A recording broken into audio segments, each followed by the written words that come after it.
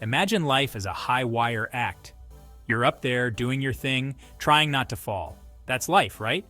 But sometimes the wind blows you sideways, or a bird throws a suspicious-looking berry at you. That's when you need a safety net. Social safety nets are those things that catch you when you stumble. They're the government programs that make sure you don't starve if you lose your job, or that your grandma gets her medicine even if her pension is smaller than a squirrel's lunchbox. They're not about handouts, they're about helping people get back on their feet. Think of it like this. Would you rather live in a world where people are so scared of falling that they never even try to climb the high wire? Or a world where people are encouraged to take risks, knowing there's a safety net to catch them if they fall? I know what I'd choose. Now, let's talk about Nigeria. Giant of Africa, land of jollof rice and Afrobeat, home to more hustle than you can shake a stick at. But here's the thing, Nigeria's social safety net, let's just say it needs some patching up. We've got a lot of people, and I mean a lot of people, who are just barely getting by. Unemployment is high, poverty is a real struggle, and sometimes it feels like the only people getting ahead are the politicians with their pockets stuffed fuller than a Christmas turkey. Don't get me wrong, Nigerians are resilient people. We're experts at finding creative ways to support each other, even when times are tough. But shouldn't the government have our backs too? It's time to build a stronger safety net so everyone can thrive. Now let's hop over to India for a second.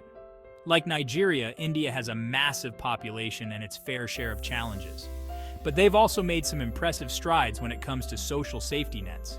One of their flagship programs is the Mahatma Gandhi National Rural Employment Guarantee Act, or MGNREGA for short, because nobody's got time to say all that. This program guarantees 100 days of paid work per year to rural households. It's like a safety net woven from job opportunities. They've also got programs like the public distribution system, which provides subsidized food to millions of people. And let's not forget about their efforts to improve healthcare and education, especially for women and girls. It's a work in progress, sure, but they're definitely onto something. Section 4, Nigeria and India, two peas in a pod? Not quite. So, can Nigeria just copy and paste India's social safety net? Not so fast. We've got our own unique set of circumstances, like a knack for turning a simple government program into a three-ring circus of bureaucracy. But that doesn't mean we can't learn from India's experience. We can look at what's working for them, adapt it to our own context, and maybe even add a little Nigerian flair.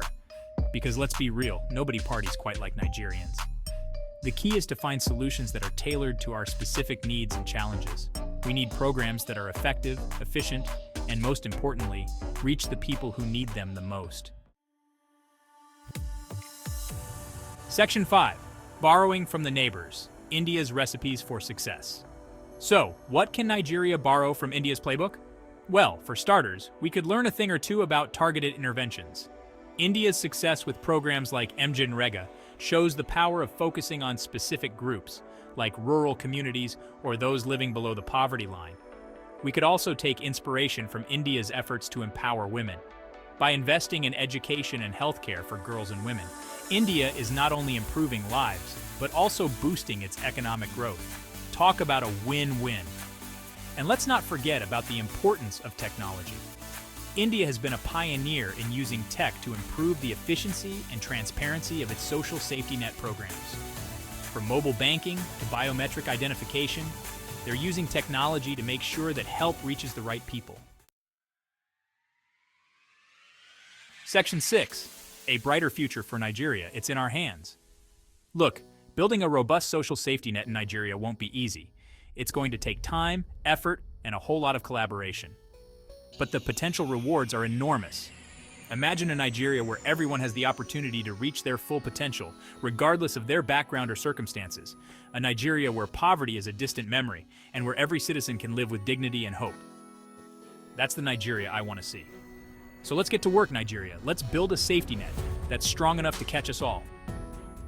Host, and hey, if you enjoyed this little chat about social safety nets, don't forget to like, share, and subscribe for more insights on financial matters in Africa. Because knowledge is power, people, and together we can build a brighter future for Nigeria.